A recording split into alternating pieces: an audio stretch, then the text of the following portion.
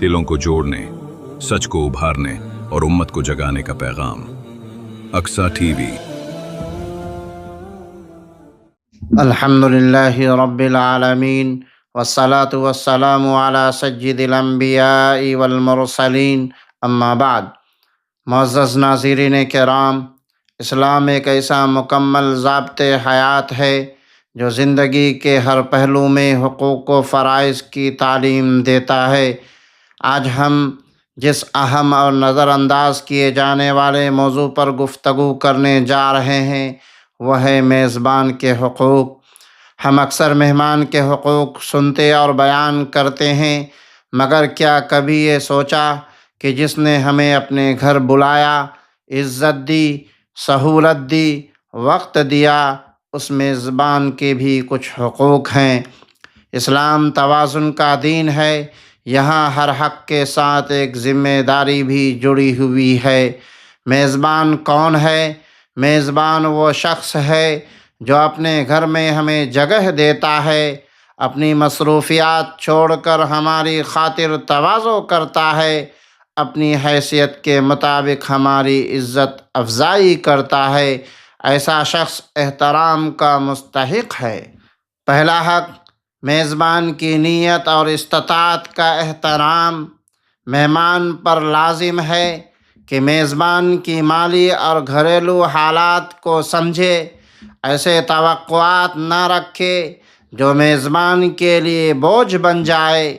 نبی کریم صلی اللہ علیہ وسلم نے فرمایا، آدمی کے جھوٹا ہونے کے لیے یہی کافی ہے کہ وہ ہر سنی سنائی بات بیان کرے۔ بغیر سوچے سمجھے تقاضے کرنا، شکوے پھیلانا اخلاق کے خلاف ہے۔ دوسرا حق، میزبان کو زحمت میں نہ ڈالنا۔ بلا اطلاع جانا، بہت دیر تک رک جانا، بار بار چیزوں کا مطالبہ کرنا، یہ سب چیز میزبان کے خلاف ورزی ہے۔ حضرت علی رضی اللہ تعالیٰ عنہ فرماتے ہیں، مہمان وہی اچھا ہے جو کم زحمت دے اور زیادہ دعائیں دے۔ تیسرا حق، میزبان کی عزت اور رازداری۔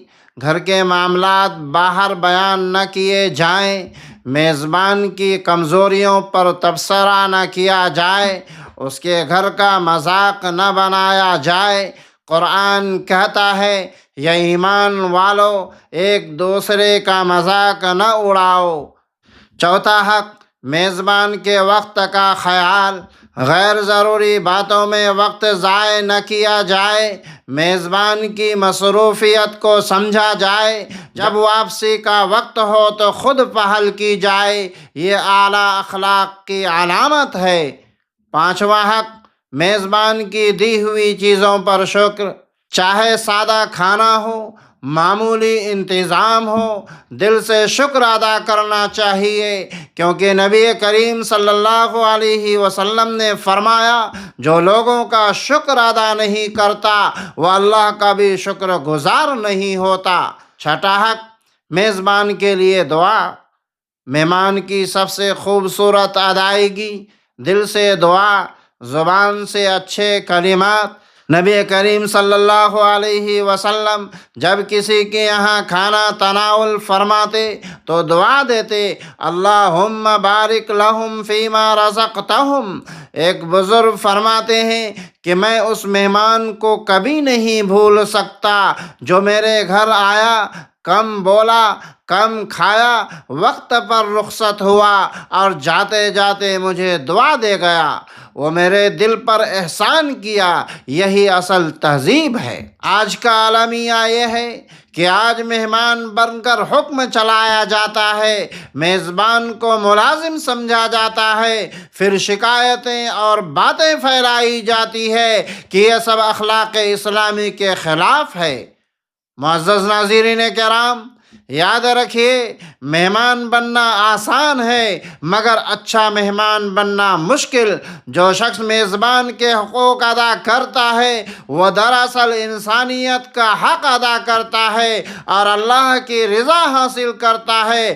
اللہ ہمیں حقوق کی سمجھ، ادب کی دولت اور اخلاق کی بلندی عطا فرمائے، آمین یا رب العالمین۔ والسلام علیکم ورحمۃ اللہ وبرکاتہ۔